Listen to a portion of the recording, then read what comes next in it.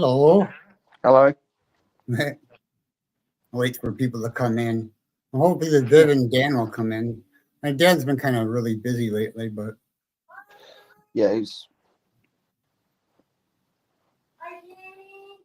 Matt, we're just yelling, "Hi, Jamie." All right, yeah. Wayne's in there? I didn't see him yet. Oh, I lost all my comments. Well, there is one person. Well, say If you're in hi. the chat room, could you say hi, please? Oh, oh. I don't know why I do that every time. Hello. Self. Hello. I'm here. Are we live? Yeah, we are No. live. Ooh. Where's Parker gone? He's in pitch black. I'm here. He's there. Oh, there he is. Hi, Hi, Sarah. Sarah. Hi, Sarah. Well, today we're talking about our favorite serial killers. Wow. Yeah. Hey, And that's not Kellogg's cornflakes. Yeah. There's mine. Wow. Wow. You did some homework. But I don't know. See, my second one, which I was only young when it happened. Oh, I was at my first job. And we was sitting down watching the news, and it was very famous. I'm not going to say much, but I still think it's kind of like a serial killer. Mm-hmm. But people, when we talk about it, I think that you might go, yes. It's kind of a question mark, if you know what I mean. Yeah. But it's something that I grew up, and it's well known all around the world. But it's kind of something that when I was growing up, it kind of means a lot, if that makes sense as well. But it might not come under the serial killers. Who is it? Let's discuss it.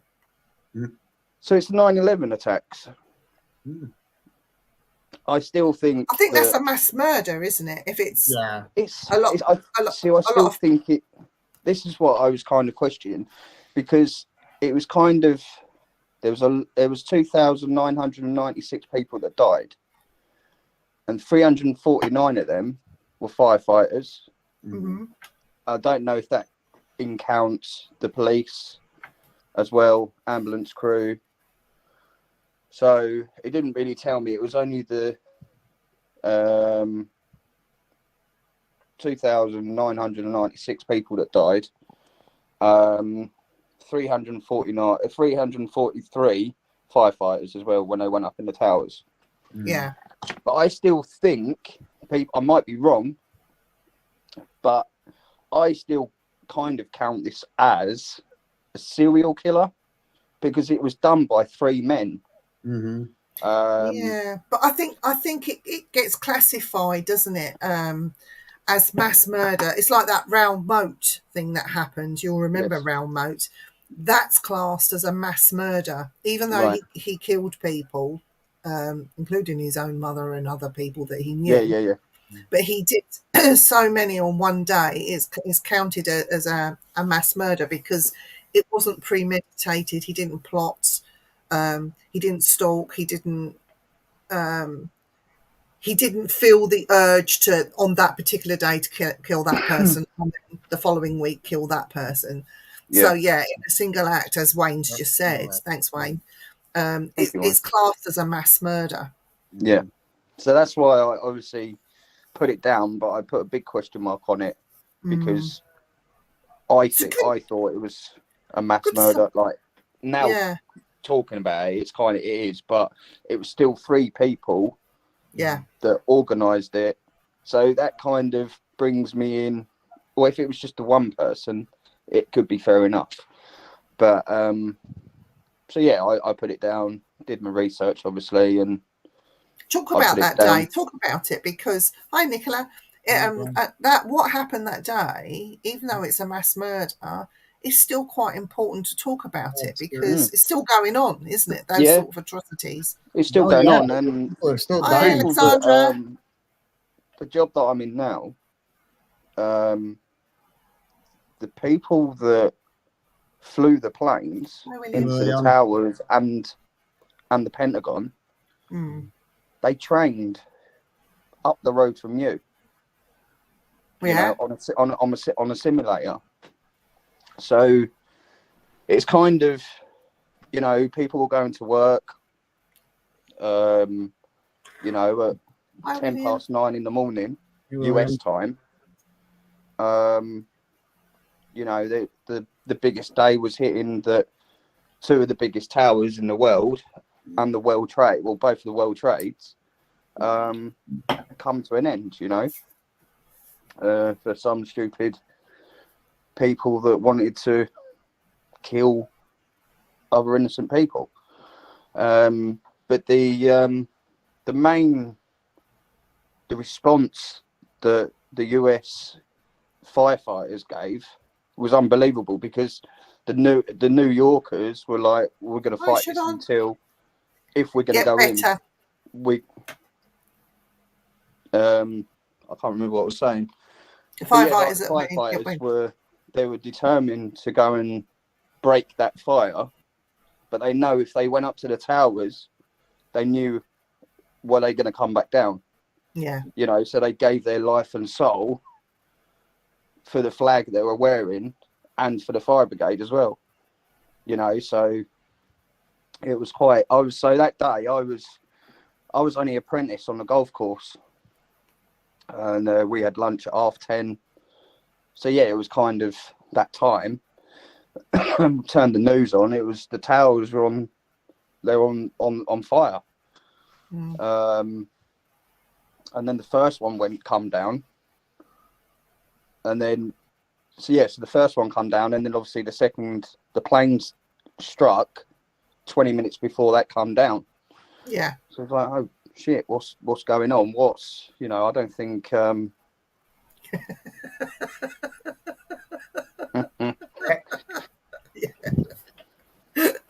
That's So funny. so it's kind of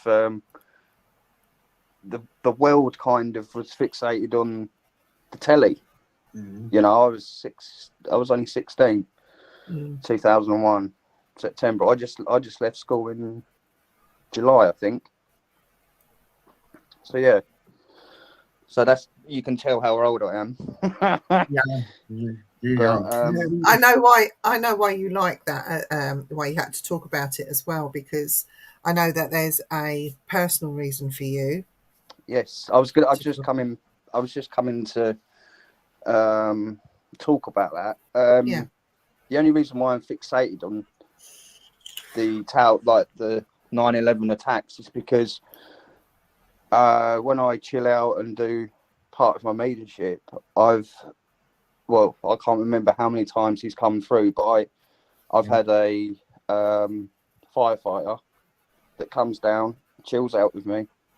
I haven't got to know him as such, but when next time I do my chill out, I'm gonna get some more information out of him if I can, to see if he's going to help me or if I'm going to help him.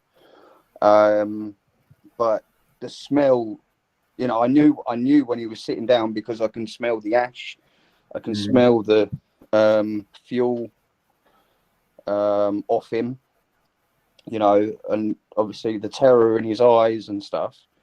So it's that's why I'm quite, and I've seen the documentaries about it, and you know, there's a thing on YouTube, it's called Fireman's Story, and it's on Amazon Prime.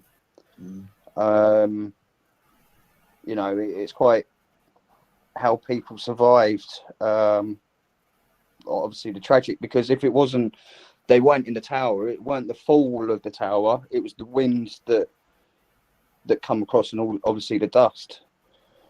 But yeah, so that's the only reason why that was kind of why I put it as like a serial killer, because obviously how many people died that day, you know. So but yeah, and you know what, do you know what?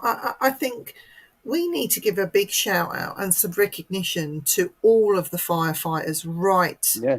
across the world, because when something really bad like that happens, I was there after the Grenfell Tower went up in West London, and I was there to take some supplies to survivors that got out but had nothing and nowhere to live, you know.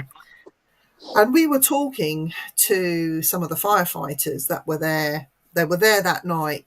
Some had gone off, some were back on shift. Some chose to come back on shift to help out, because even though the fire was out, they were going back in to pull out bodies. Yes. Yeah. And yes, you know, the building might be surviving. They've gone through that horrific time of putting the fire out. Now they're pulling out the bodies, and they were pulling out these bodies and laying them on the grass in front of. It was shielded from public, but the other residents of Grenfell were put in a hotel that overlooked and saw the bodies being laid across the grass. Yeah, So yeah. even that is still upsetting. So yeah, I agree in it. No amount of firefighting training, No. and even, you know, even with the prison service, no amount of training can prepare you for what's to come afterwards, the aftermath, because it will play with this. Williams just nailed it on the head. That is my second person that I'm going to talk That's about. my favorite person too. Is it? I've Yeah, got a different one. Go on, you guys go. So Well, I don't know that much about it. I only know what I've seen on TV and what I've heard people tell the stories of that are experts in it.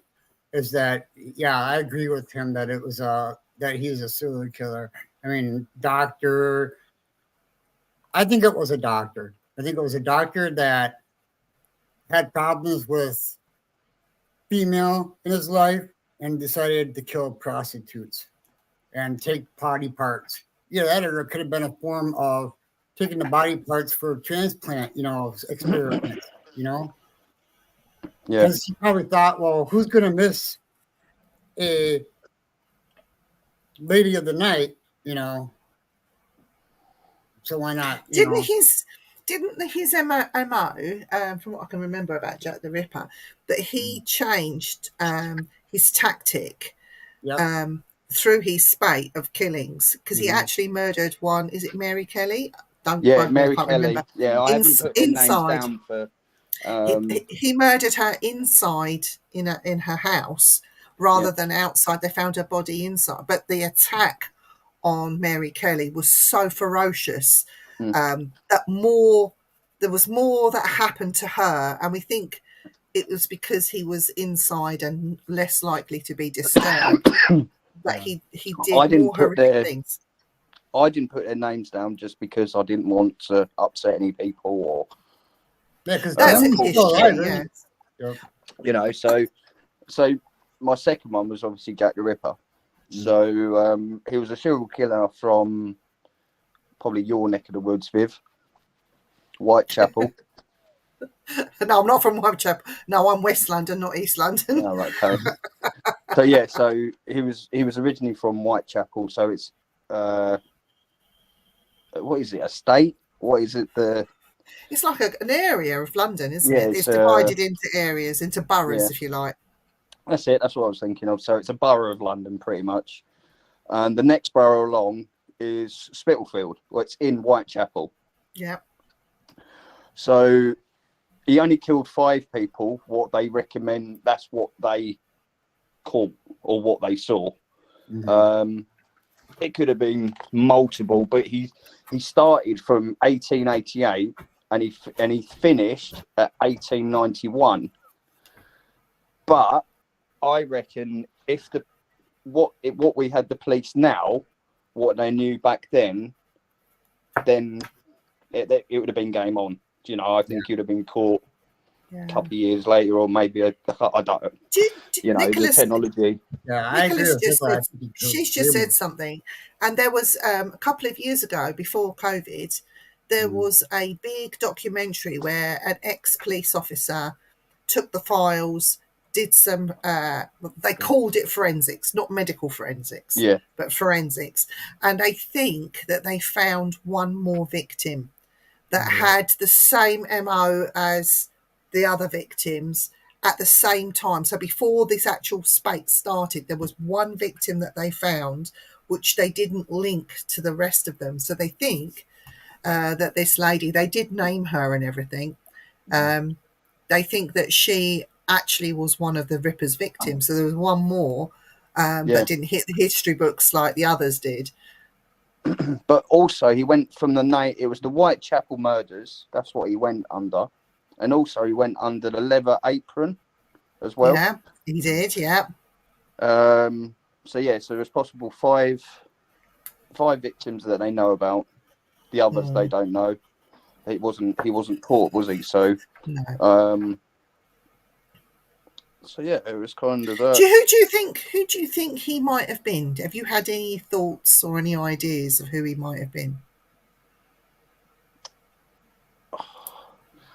See, what I think personally, I think he was.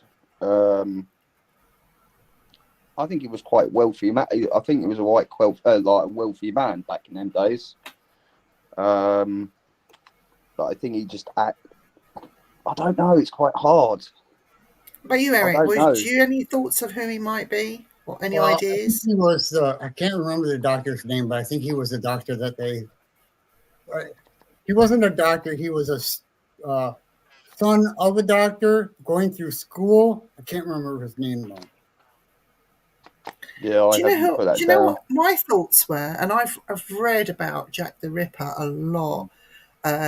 Throughout my teens and in my 20s, and I always end up going back and visiting, and I really do not believe he is H.H. Holmes. No, I think they are totally separate people. Mm-hmm. I do not think he went abroad or boarded a ship or went somewhere else. I believe that whoever he was ended up in one of our lovely British mental institutions. And he, more than likely, he ended up in Bedlam or Beldam. And I think with his acts and the frenzy and the build up to it, he already had that medical or chemical imbalance going on. It came to a frenzy, and I think he ended up in one of these places where he eventually died. There is no proof. Everyone has these, these top 6 men that they think it might have been. I think it was none of those. I don't think he had money, but I don't think he was poor either. I think he was more sort of, he had a job. He survived day to day. He had, I think that, I think that this man was never named in any of the history textbooks or anything. Yeah. And I do think that he died in a mental institution. And I think he thought that he was going in there. Thanks, Nicola. I think he thinks he was going in there for a break to try and get his head together. And with all the experiments and the things that they did to people here in the UK back then, wasn't very nice. And I think the lobotomies that he got just made him incapacitated, and he eventually died. So that's my theory about him. Yeah. They say that the 5 murders were from, well, this is hashtag 31st of August to the 9th of November 1888. So that's probably hearsay. Do you want to know who my favourite serial killer is? Yeah. And why is my favourite? Because I looked long and hard, because I do have a personal favourite, but I'm not going to talk about him, because I sat and thought, who really is my favourite serial killer, and why is he? I think your favourite, can I say? I think it's Ted Bundy. No. No? No. Wow, that has surprised me. No. My favourite, and I've spent a week thinking about this, apart from my obvious, because I think he was quite a good-looking, dishy guy, but that's irrelevant. My favourite serial killer is Ed Gein or Ed Gein. Yes, Sarah, you know. And the reason he is my favourite, I have a lot of questions around Ed Gein or Ed Gein. And I'm going to get into the more biological side of things, because I was watching a lot of documentaries and a lot of psychologists and forensic scientists talking and doctors talking, and they were talking about various serial killers, and they were talking about this gene, this defective gene that people are born with. And normally with this defective gene, their lust for killing and things like that can be contained and be curtailed, and we know it's wrong, and we go about and live a normal life. And apparently today there are hundreds of thousands of people out there in society that have this defective gene. And one of the psychologists was saying that something must happen within their childhood or through adolescence, because they could lead a very normal life and have quite a good upbringing, regardless of the circumstances, whether they have money or not have money. But they can have a fairly good upbringing. But because something happens to them, it triggers this gene. And once that happens, there's no slowing it down, and they get this urge to kill for the lust of blood, or the to want to eat something that's not what you should be eating. But with Ed Gein, because of him, I actually feel quite sorry for him, because he was brought up as a guy that had the fear of God put into him. You do not go against your parents, you're seen and you're not heard. And his mum was quite the abuser. And, he was, I'm going to, and forgive me for saying this, but Ed Gein was quite a backward child anyway, very slow in learning. He had issues, like you see with some children, they're slower at doing things, they're more cumbersome, they're deemed lazy, but they're not. It's because of the learning difficulties that they have. But with Ed Gein and his mother, when his mother actually depended on him for company, for a whole lot of things. I mean, to be honest, she wasn't a very nice woman. And I can imagine that he was held back from a lot of things. Don't go with girls, it's against God, because she doesn't want him to leave the family home. So he's brought up in this very strict, very backwards, what you would imagine in the backwaters somewhere that that doesn't exist anymore, that you couldn't do this, that, and the other. And he had a horrible existence. And then he went on to do what he did, because he was led to believe and brainwashed that the only love he needed was mother's love. And the only love he needed to give was to his mother. So when mother passed away, there was all that going on. But from Ed Gein's point of view, with what he did, we have the most fantastic, gory, I kid you not, it's gory, but we have horror films and some cult classic horror films because of Ed Gein and what he did. Psycho, that film Psycho, very famous film, Ed Gein. Leatherface, Ed Gein. Silence of the Lambs, Ed Gein. So it was so many films because of Ed Gein and what he did.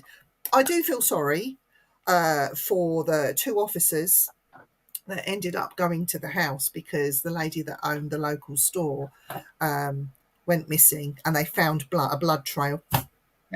They ended up searching for her. They ended up at the Gein residence. Ed Gein wasn't there. But when they went into the barn to check the property, and they found that woman that had been strung up, and she had already been skinned. And they then went into the rest of the property, and they had a little shop of horrors with lampshades made out of skin, book covers, bowls made out of human skulls, masks, you name it. is what you see in the horror films. It was there in his property. You know, and when he was arrested, if you looked into the pictures, I didn't download the pictures from Ed Gein because we because I really feel it's the victims that we should be talking about and not the serial killer. But in this case, I feel that Ed Gein has given the world, even though it was awful what he did. You cannot comprehend how many times he went out and killed, what he did with the bodies, how he disposed of them, what he made from the body, the smell. Can you imagine the smell in that house? No. I know that he tried to dig up his mother's grave, but he didn't get to do that. But it's awful, but great at the same time, because through the horror films that we've been given because of what Ed Gein has done, we've been entertained. Yes, it's gory. Yes, it's not nice. And yes, there is a side note that this actually did happen. You know, somebody actually did do that. But I do feel that man had this defective gene. It was going on for a long time, and he suppressed it for as long as he could. But when his mother died, I think that's when the monsters were unleashed, and he did what he did. And I say bless him. No, don't bless him. He had a mental age that wasn't of his years. He didn't know that he did wrong.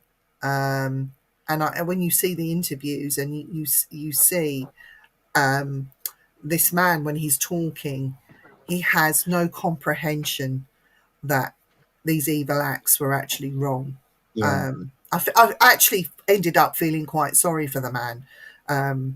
But, you know, because he did these evil acts, was he really a horrible, evil man? I don't think he was evil. And I don't think evil is born either. I think I don't think evil is learned. I think there is an imbalance or something that happens, and a bit of, what's the word I want to use? You know, something happens to them in their life that is so horrific to them, and that they have to suppress it and live with it. Anyway, Ed Gein, my favourite. That was the early 80s, wasn't it? I think it was earlier than that, wasn't it? In 70s? Wasn't it late 70s, right? Is it Plainfield is where he lived? Is it Virginia, Plainfield? Yeah, I think so. Yeah, and Nicola, I know you say you've never heard of him. Just Google Ed, E-D, Gein. It's Gein, or I don't know how you pronounce it, but it's Gein, Ed Gein. There's lots of documentaries about him, and you know, even I think once you start, do you know what, you just can't fathom what went on there.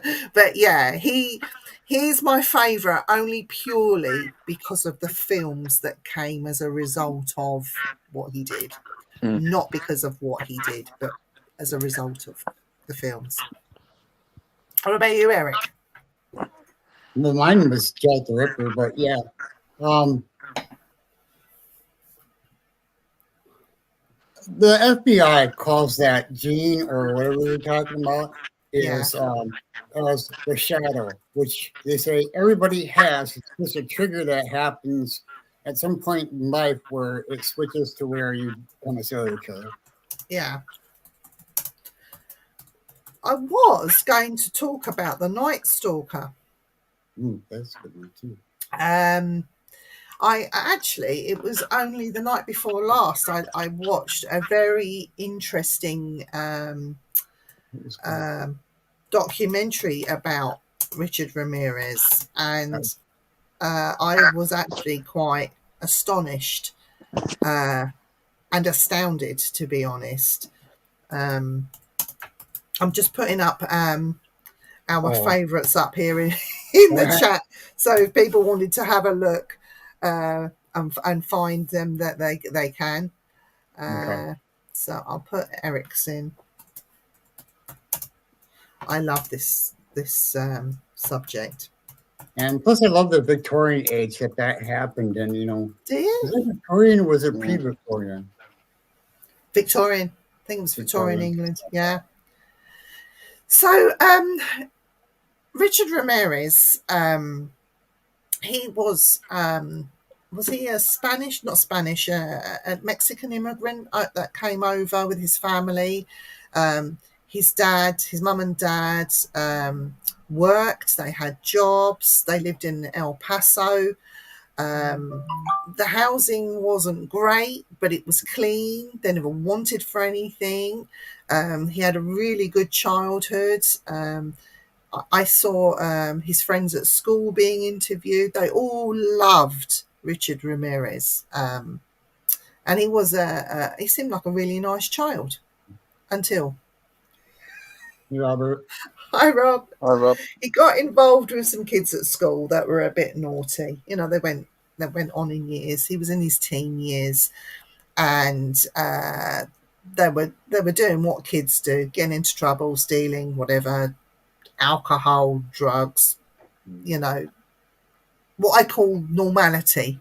Not being hooked on drugs, but how people experiment, that sort of thing. And he was just being a rogue. Things then started slipping, and Richard Ramirez had a cousin or an uncle, I believed, that served in Vietnam. Oh, wow. And he was at the cousin or the uncle, I'm going to call him the uncle for argument's sake, and he was at the uncle's, and a box of trophies was presented. And in this box of trophies were all sorts of things related to killing. In war does very strange things to people, not just the PTSD. It's their acts, how they behave, what they do. It leaves a big mark. And the Vietnam War was such a distressing war. Oh, yeah, what they went through. Yeah. And on a lot of levels, not just the killing, but the treatment of the soldiers, where they were, what they endured, how they had to live, seeing their loved ones, their comrades dying for no reason. The whole thing was a farce, to be honest. My opinion. But no, you're dead right then. But bringing it back to the US, having this box, seeing death, seeing body parts, and it when he was talking about it, it's like the norm. Like, this is not something odd. This is just normal. Oh, have a look at my box here, and they were talking about it, and it was just made to feel like it was normal.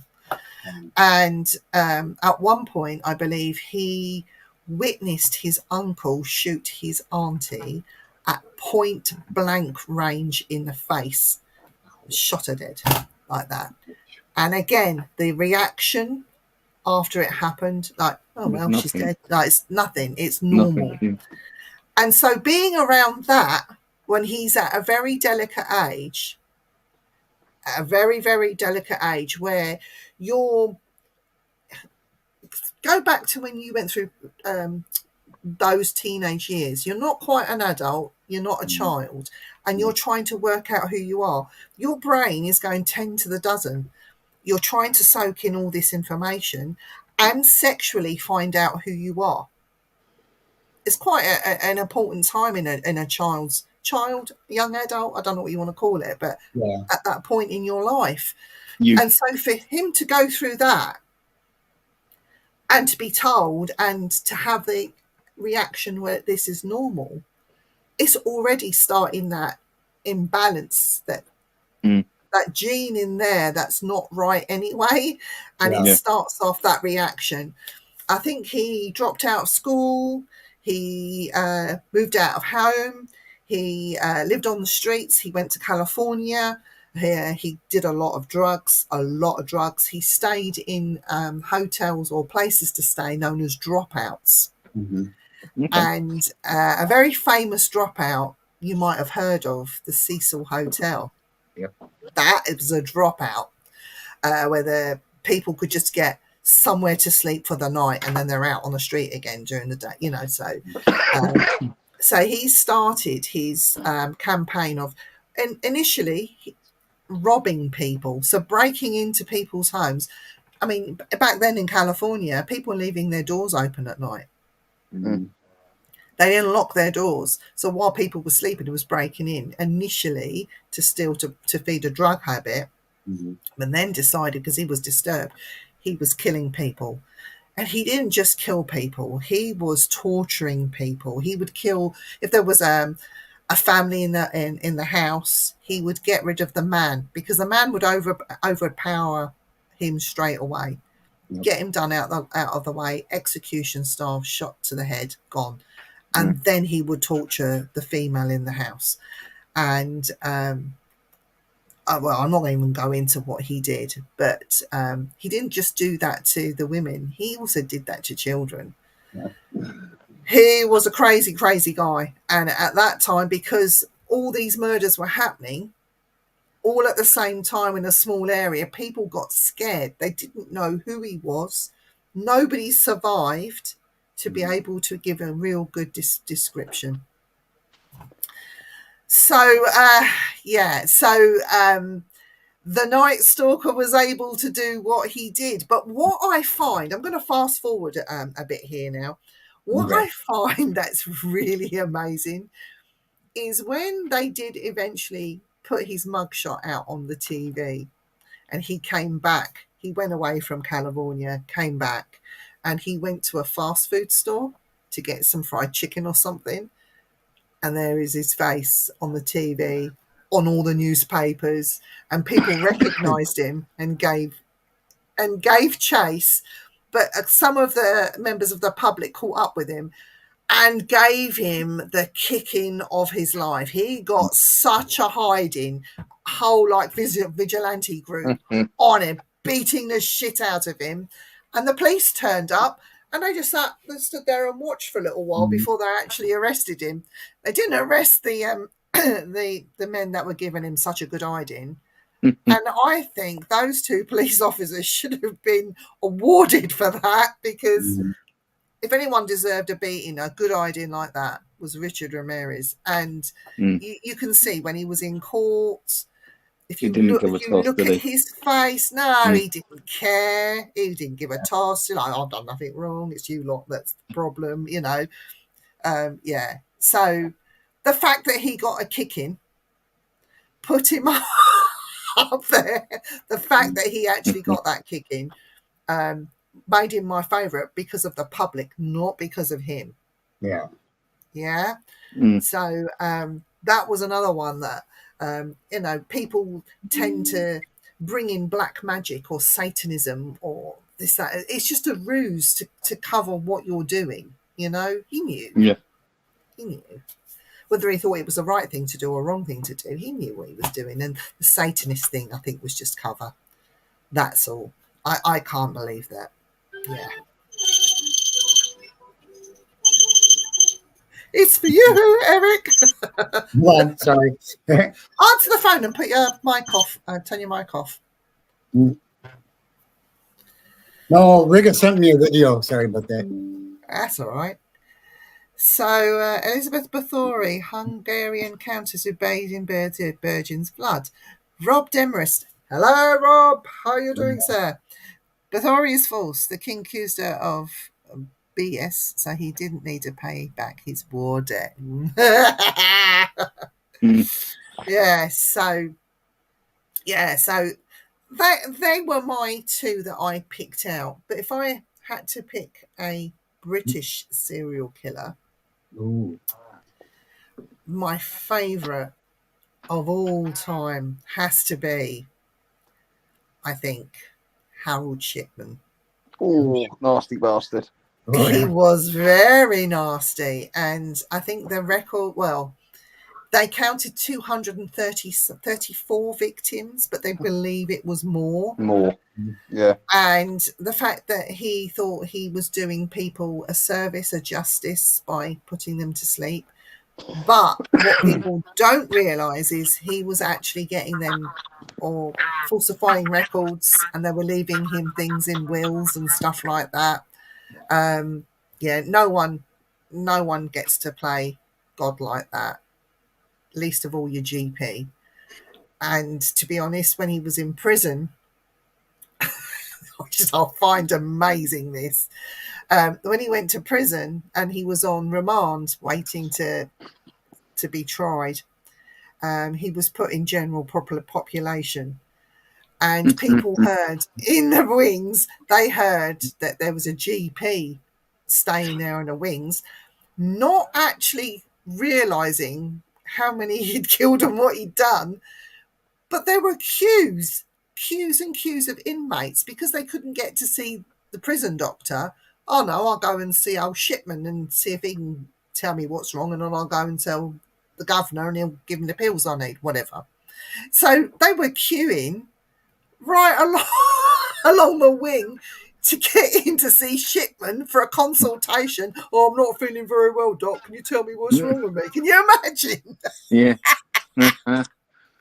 But anyway, they stopped that. They took him out of general population, put him in solitary, which is where I think he hung himself, and so he didn't even face the public, and face what he'd done. But which I think is the coward's way out. But there you go. Yeah. So what about you, Eric? What's your favourite American one? Ted Bundy. Why? Because he was a family man and nobody knew. He looked normal. He had a wife, kids, and then he ended up killing a whole bunch of people. Why did he get away with it for so long? I mean, why do these serial killers, why are they not being caught sooner? I don't know. I think at the time, it all has to do with like forensics, witnesses. Obviously there is none, but it's just things have to add up for them to even consider a murderer. So you have to have a body, number one. We had a case over here in the UK, and this I'm not going to call him a gentleman because he wasn't a gentleman, but the husband killed his wife, and there was no body ever found. But he was still tried for murder. Eventually, He was tried for and he got convicted for it. Wow! So I don't think you actually need a body these days to. Just need forensics, don't you? No. Not even that, because they won't even go. It'll go to trial, won't it? And if he's found guilty, then good night, Vienna. That'd be weird though to find somebody guilty without evidence. So. Well, I watched Court TV. Mm-hmm. Well, I used to watch Court TV a lot. I think William Becker would tell you because I got obsessed with it.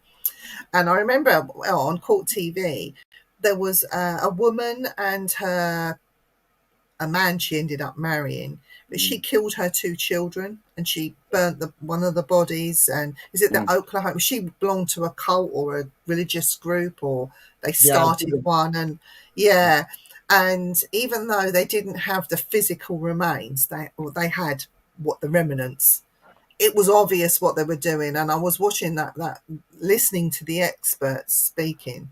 They did block a lot of it out, so you couldn't actually hear it because it was just so disturbing.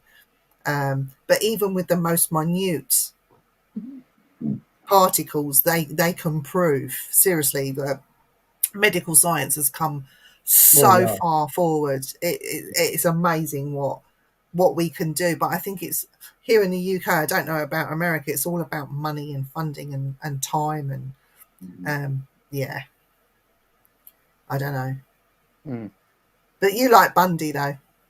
Yeah. This is because of that he was a family man. And how do you separate from not wanting to kill as a serial killer, not wanting to kill your wife and your family, and then just go and murder other people for no reason whatsoever? Do you think it's this psychopath in them that where they're using their psychopathic tendencies to lead people to believe I'm not that person? I'm more important than that. Look at They're me. kind of like brainwashed, aren't they? Yeah. Yeah. So. So they try and sort of, when I say they try and separate the two, they're trying to hide by putting this rouge up, if you like. I couldn't possibly do anything like that because I'm such a nice person, you know. And they make you believe what they want you to believe, you know. What are you laughing at, Parker? Well, when you said I'm a nice person, I was like, well, I've seen the side that no one wants to meet. What, of me? Yeah. Do you know, I went and saw a talk last month of a...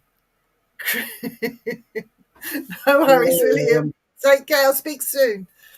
I went and saw this criminologist. I think her name's Mary, not Mary Kelly. That's the Rippers. It's something Kelly. Anyway, I took my daughter-in-law to go and see her because she's like serial killer mad. She is anyway. So we went to see this show, and I'm sitting there, and she gives the audience a task. She wants to know who in the audience are psychopathic. Okay, then. So she makes you watch this film. It's about 2 minutes long. So this film is just like a long corridor, nothing fancy, just a long corridor, and 3 people. You only see the back of them. They walk down this corridor. If you were an attacker or a killer, which one of these people would you pick? Now, the first one was a woman, middle-aged, not fat, not thin, just average, walking down the corridor. I thought, okay. The second one was a man. I would imagine about 6 foot tall plus. Again, not fat, not thin, just an average man walking down the corridor. And then the third one was a younger girl who walked, and I noticed she had a slight limp, very slight limp, and she walked slower. But again, not fat, not thin. There's your victim, innit?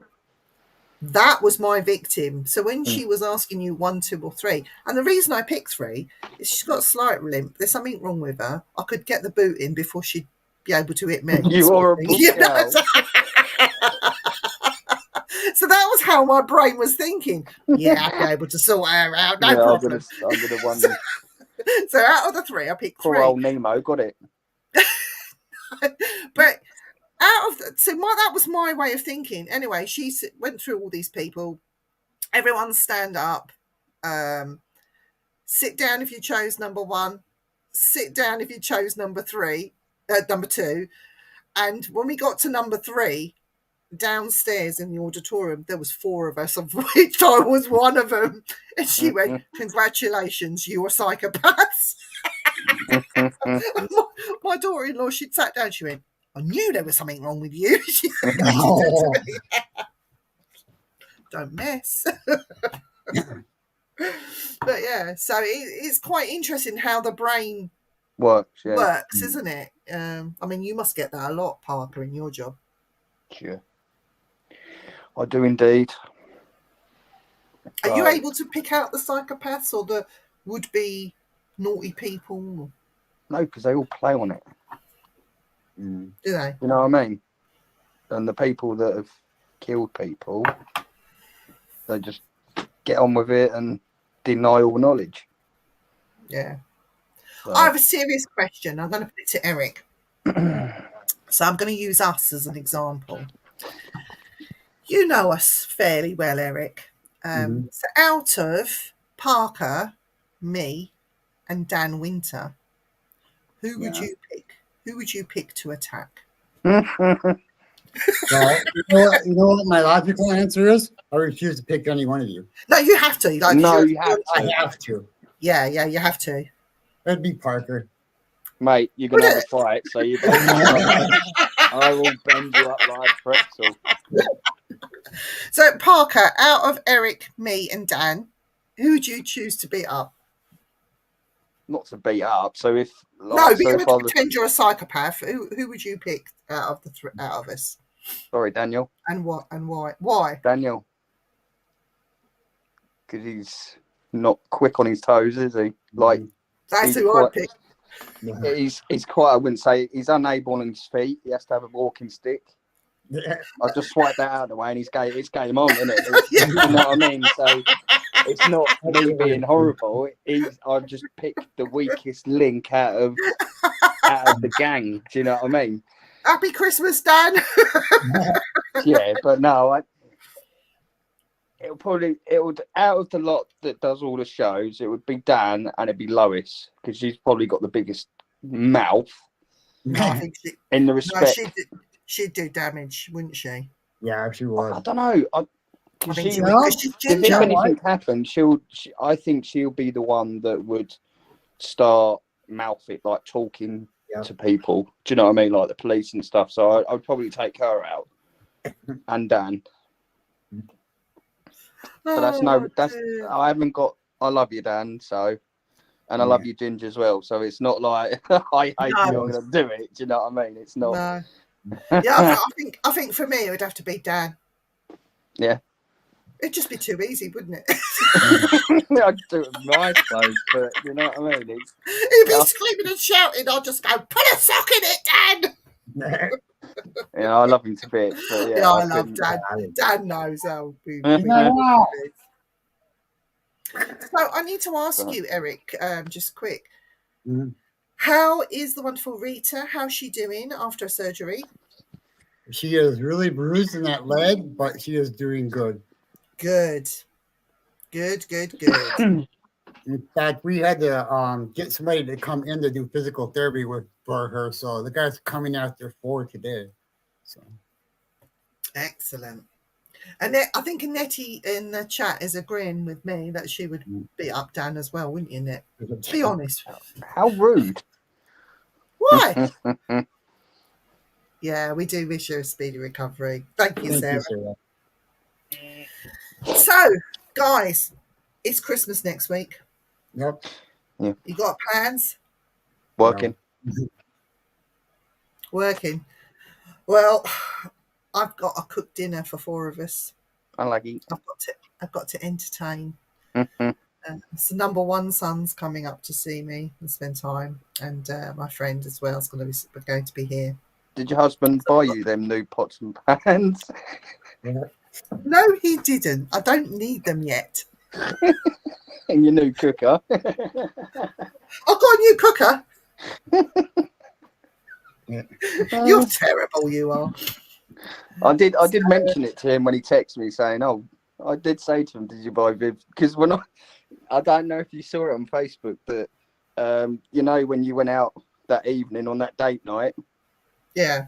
I did say, yeah, what, you're taking Viv to get some new pots and pans, and he laughed. 2 are terrible. But I'm supposed to be doing a last ghost hunt on Friday night, which is a bit up in the air. So I'm still working in between Christmas and New Year. I still have to go and do a full-time job, and I will be there all day. And I know, I don't get Christmas off. But mind you, I've got no kids, so it doesn't really matter. But yeah, but I'm supposed to be doing a ghost hunt on Friday, which is the prelude to the last weekend shopping before Christmas. So it's going to be a hard one, and that's with Dan, believe it or not. So, but it'll be good to get together to get him out. Yeah. But if the weather is bad, I'm not going out. I'm not sitting out. I don't think Dan will either. So, well, the place we're going to go to is I'll tell you quickly. It's a notorious spot where you see the apparition as you're coming towards him in the car last minute.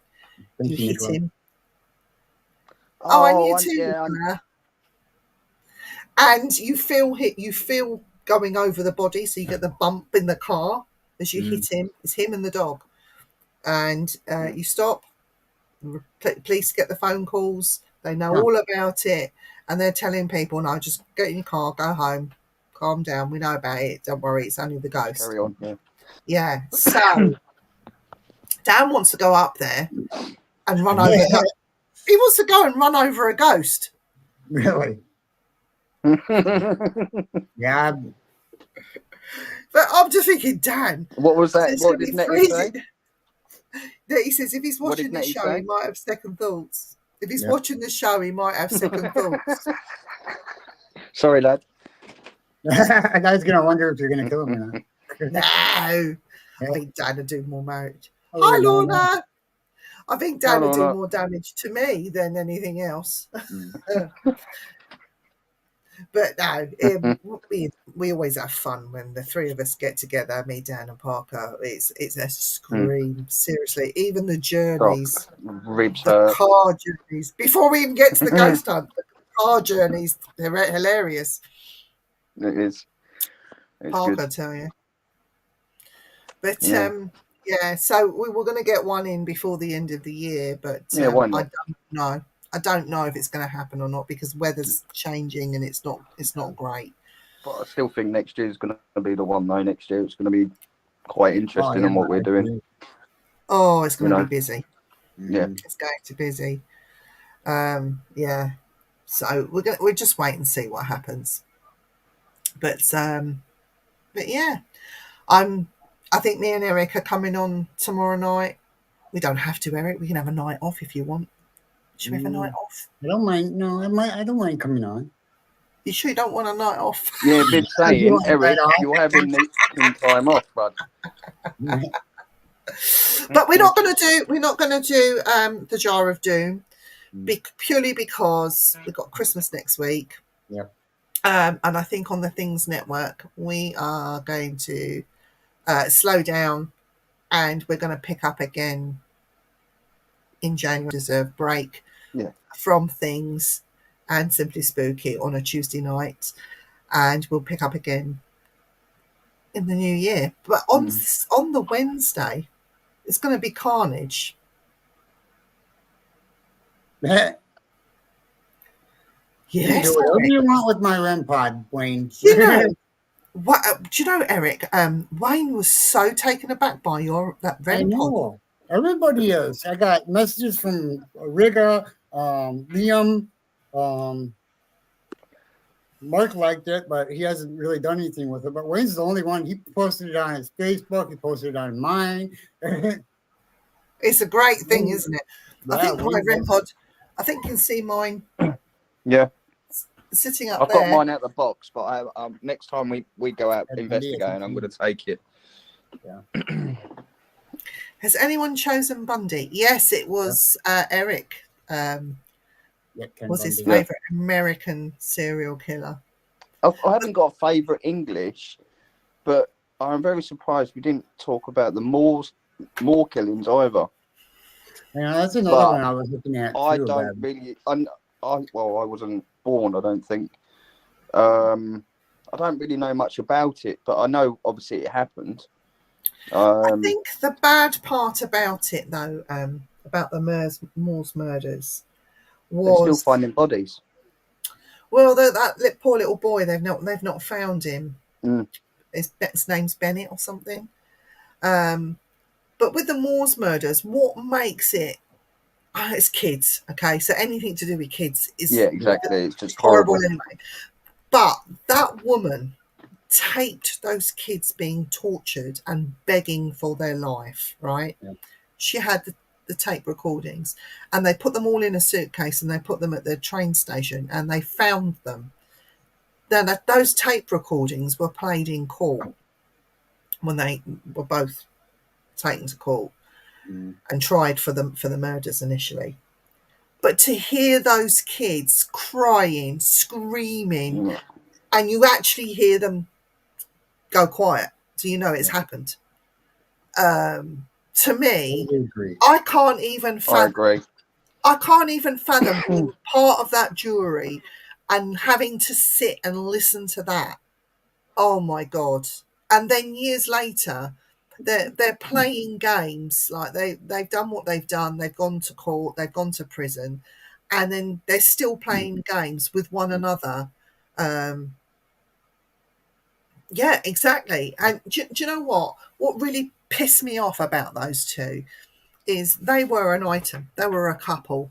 And then they decided not to be a couple, and then she had relations with women, and they stopped conversing, and then it became a tit for tat thing. And towards the end, they were going back to Saddleworth Moor to see if they could find the spot where that poor little boy was buried, and they couldn't find him. Could they not find him, or they didn't want him found? I don't think they wanted him found, to be fair. No, I don't. And you know what? And you know what's even worse? Our government. I'm going to get political now. Because she was ill, Myra Hindley had stage 4 cancer. She was very ill, and she didn't have much longer to live. They couldn't put a time on it, but she didn't have much longer to live. So they told everyone that she had passed away peacefully in Holloway prison, when in fact she was transferred to Bronzefield and was very much alive and still had this persona of top dog. Yeah, Keith Bennett, yeah.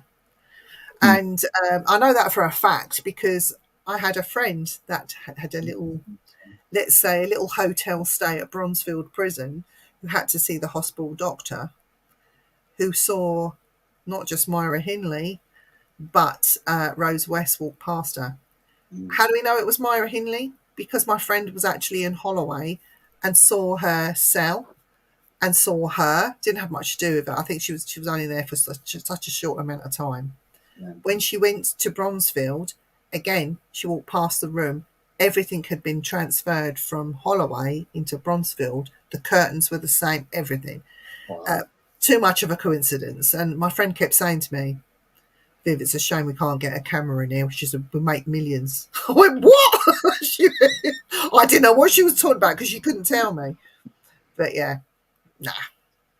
You know, I hope those two rot in hell. Seriously. You know. They should have got strong quartered before even. Yeah, and to give her that like little bit of peace so she could die peacefully in another prison. I wouldn't have bothered. I'd have hung her up. Nah. Right. Send her outside and string it. Let the crowd sort her out. You know. Even cancer was too good for her. Sorry. Yeah. Sounds horrible, but yeah. Yeah. Yeah. So Myra Hindley, yeah. Ian Brady. I don't think they deserve even. Yeah. No. It's not nice. I mean, what they did to Keith Bennett's mum, because she died not knowing where her son was. That's the horrible thing. She didn't even have any remains to bury or to remember him by, you know. So yeah, nah, I'm sorry. Well, I know people might disagree with me, but I really do think they should bring back the death penalty. I do. Mm-hmm. I'd go for the job as executioner. Mm-hmm. Seriously, I'd apply for it. I'll even go back to school and study. I'll do all of that. And you know what? Not death by injection. None of that. Nope. Hanging. Yep. Hung. In public. Shot.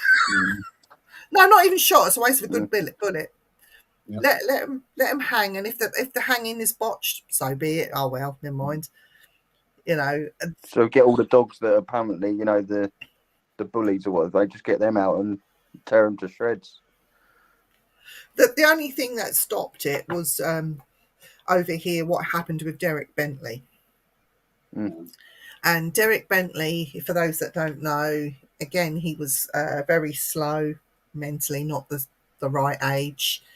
And there was Yep, that's it. There was a botched robbery, gun was involved. He was said, I mean, anyone that's got the internet could Google this or look it up. But he did shout out, let them have it, meaning let them have the gun. But the police and the witnesses were saying, no, let them have it. I mean, like shoot him.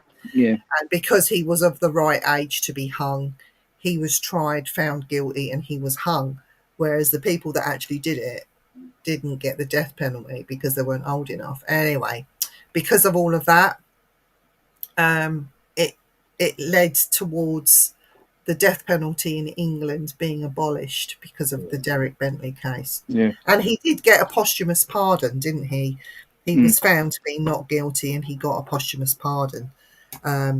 But yeah, the Derek Bentley was a landmark thing in England that helped get rid of the death penalty here. But what people don't realise is in 1977, When Viv was born. I was 7 years old. In 1977, please don't do the maths. In 1977, Old. France executed the last prisoner by guillotine in 1977. That wasn't that long ago, honestly. Can you imagine? It was behind closed doors. What is guillotine? Is it a They gas? No, they chop your head off. You put Oh, your okay. contraption and chop What your did head you off. say? Chopped your head off. That's still a It's called posh a word. guillotine. That's not posh. That was a big thing, having your head chopped off. I'll just tell you another fact. I Get your nut watched. off. No. No, I watched a very dark documentary called Faces of Death, Yeah, I've seen that too. and it's an intriguing documentary because it Mhm. talks about death and what is it from the point of a not psychopath. What do you call them? Pathologist. Mhm. And they talked about the guillotine, and somebody was having their head chopped off, and you actually see this actually thing happen. They say to him, once it's happened, I'm going to ask you some questions. Can you answer the questions by blinking your eyes? Because they wanted to test the theory that the brain was still working, even though it was detached from the body. And they did it with this guy. Can you hear me? 2 blinks for yes, 1 blink for no. Yes. Can you see me? Are you aware of me? 2 blinks, yes.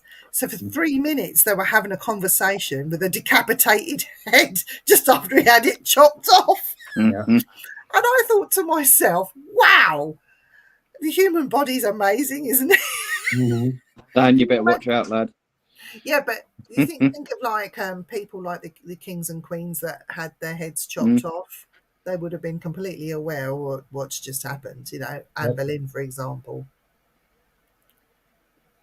So yeah, 1 minute you're standing up or kneeling down, next minute your head's off and lying on the floor. Where's my Rolling around. body not there? Yeah. And does it hurt?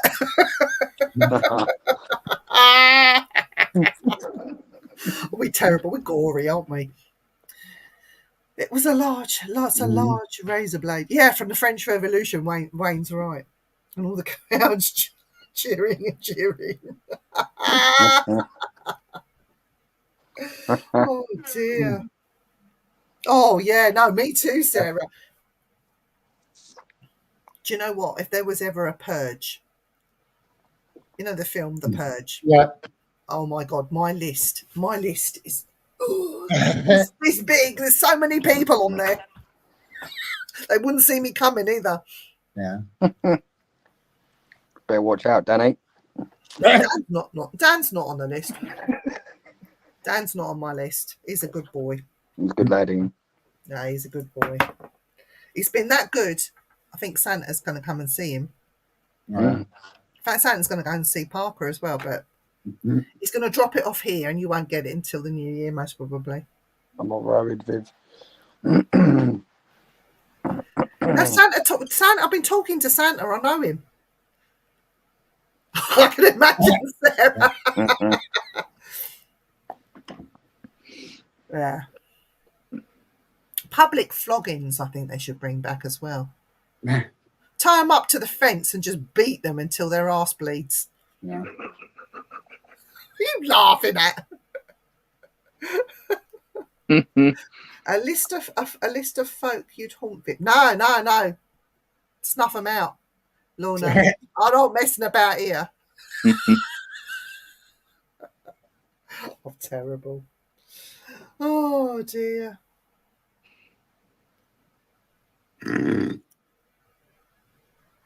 Yeah, we definitely do need it back. Would you go for the job of executioner, Eric, over in the States? Because it's a bit different over there where you are. Well, I mean, I don't know if I can do the act myself, but I think they should bring it back. I really do. Isn't lethal injection done by you press a button? They have their first injection the night before. Yeah. Isn't it? Antihistamines get pumped into them. Mm. And then the day of the lethal injection, it's a machine that they're rigged up to, and it's a series of Yes, 8. These chemicals. It's 8 needles technically, 8 needles? all mixed in. Yeah. From what I've seen, there's a lot of fluid that gets pushed into them. Mm. Yeah. So it's not just one little injection. It sounds like a little Same injection. way they But put it's down not. animals. But the thing is, though, what It is, Wayne, yeah.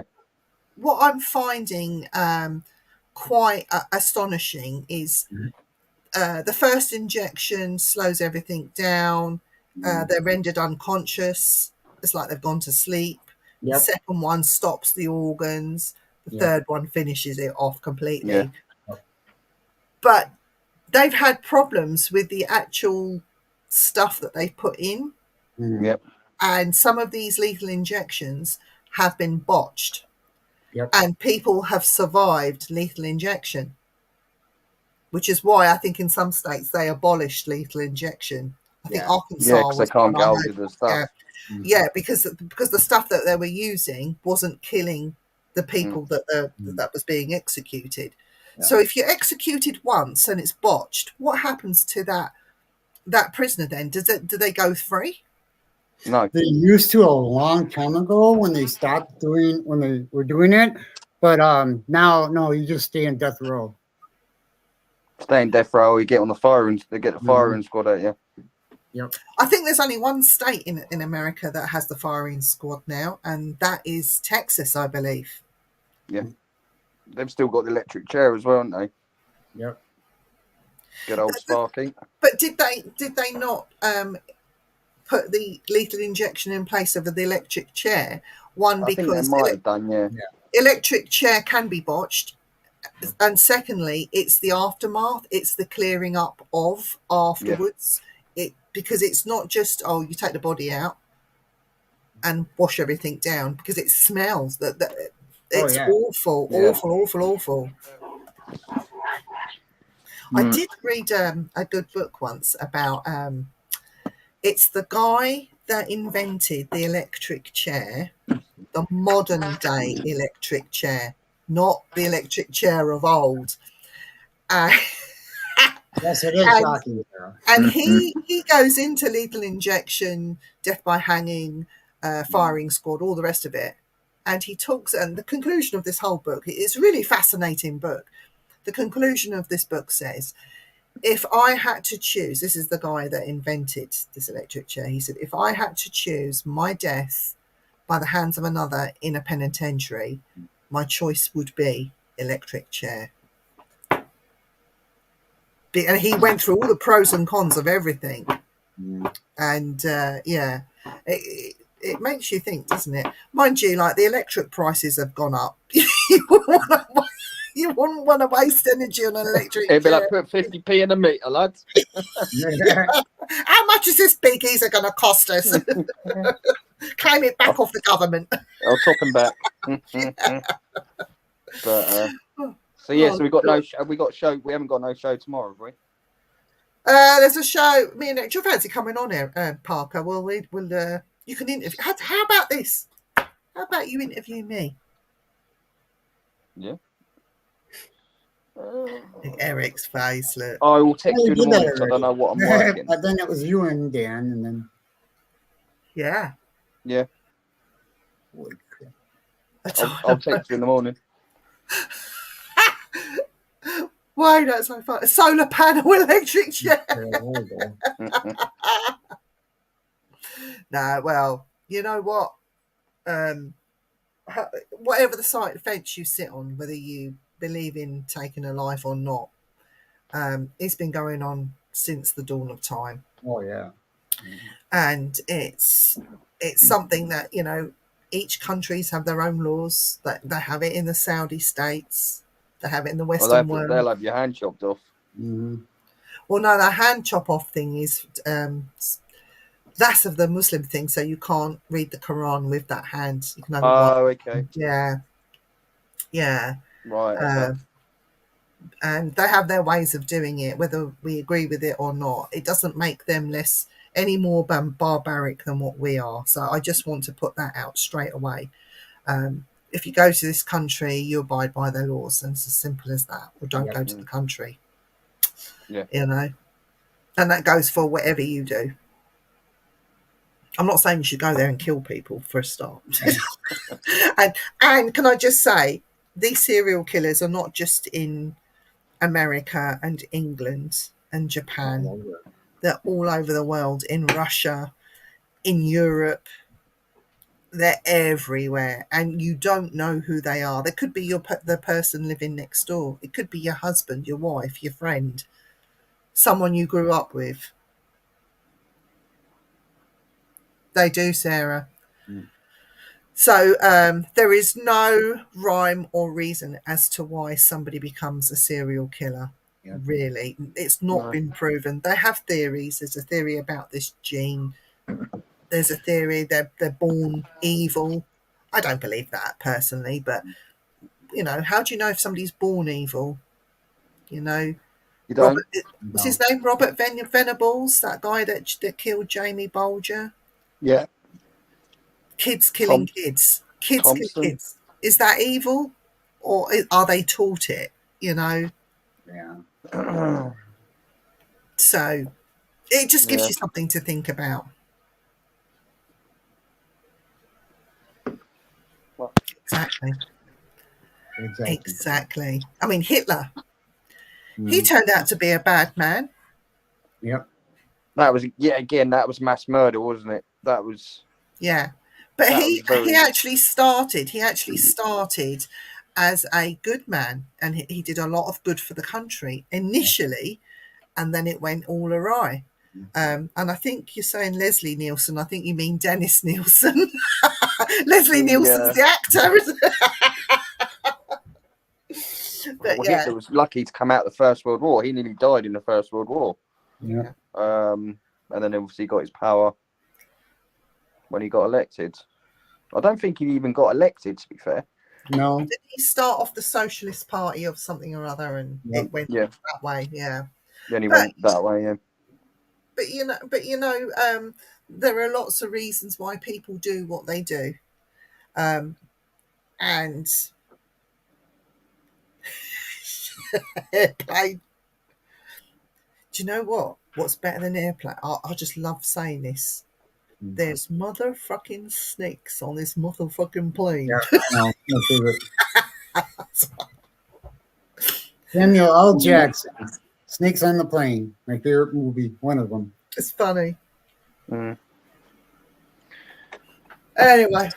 Yeah. So we'll be back tomorrow, 8:00.